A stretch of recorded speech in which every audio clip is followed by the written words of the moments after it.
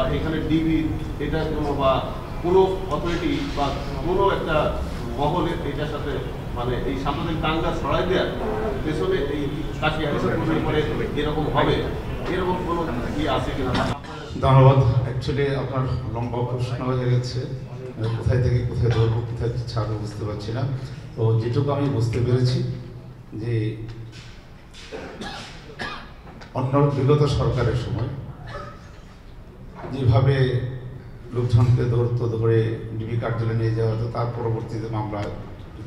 তো আমরা প্রথমেই বলেছি আমাদের অ্যাকচুয়ালি কাজটা কি, আমরা ধর্মকর্ম নিয়ে ব্যস্ত থাকি, আমাদের আধ্যাত্মিকতা চিন্তা ভাবনাটাই আমাদের মুখ্য উদ্দেশ্য হলো পারমার্থিক চিন্তা, পরকালের চিন্তা।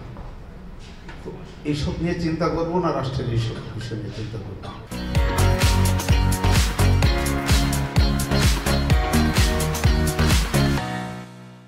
আমরা চাই সরকার যখন যে থাকবে আমরা শান্তিতে থাকি, আমাদেরকে সরকার এবং সরকারের বিভিন্ন এজেন্সিগুলো প্রশাসন সবাই আমাদেরকে সুরক্ষা এবং সহযোগিতা করে। এই সহযোগিতা একদম বাংলাদেশের আমাদের কার্যক্রম শুরুর থেকে এই পর্যায়ে এভাবে চলে আসছি এবং এরই ধারাবাহিকতা ইসকন আজকে এত সুন্দর একটা জায়গায় অবস্থান করছে। তো এটা সরকারের ব্যাপার, এটা আমরা এই বিষয় নিয়ে চিন্তা করছি না, এটা আপনারা দেখবেন, বিবেচনা করবেন, সরকার বা রাজনীতিতে ওনারাই কথা বলবেন। আমাদের কাছে যে প্রশ্ন করছে, ইসকনের কিছু মন্দির ইতিমধ্যে আক্রান্ত হয়েছে। আপনি একটা কথা বললেন মানিকগঞ্জ, এটার কথা বললেন, এটা আমাদের একটা নামকটা সেন্টার, মানিকগঞ্জ মন্দির আর শিবচর।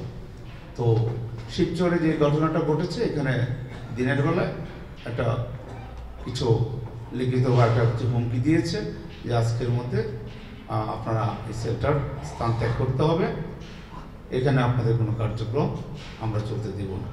তো রাতের বেলায় কিছু লোকজন জড়ো হয়েছে, তার মধ্যে 2-3 জন গিয়ে ভিতরে ঢুকেছে। তারা বললো যে আপনারা এখান থেকে সসম্মানে বেরিয়ে যান, আর না হয় আপনাদের ক্ষতি হতে পারে। তো এখানে প্রশাসনের লোকজনও ছিলেন, ওনারা সংখ্যায় কম ছিলেন, এই জন্য ওনাদেরকে বললেন যে এই ব্যাপার, যেহেতু এখন পরিস্থিতিটা ভালো না, আগে আপনাদের প্রাণ রক্ষা করাটা গুরুত্বপূর্ণ বিষয়, আপনারা আগে সেফটির জন্য যান, 3-4 দিন অবস্থা দেখেন, তারপরে আশা করি ওনারাই প্রশাসনের লোক পুলিশের গাড়িতে করে নিয়ে একটা সেফ জায়গায় তাদেরকে রেখে আসছে। মানিকগঞ্জে ঘটনা ঘটেছে, কিছু ভাঙচুর হয়েছে, চট্টগ্রামের বাঁশখালীতে একটা হয়েছে। তো এগুলো আমরা জানার সাথে সাথে আমরা প্রশাসনের সাথে যোগাযোগ করেছি এবং ওনারা তড়িৎ অ্যাকশানে গেছেন। তো সাথে সাথে আর্মি প্রশাসন এখানে চলে গেছে, পুলিশ প্রশাসন, র্যাব প্রশাসন গেছে।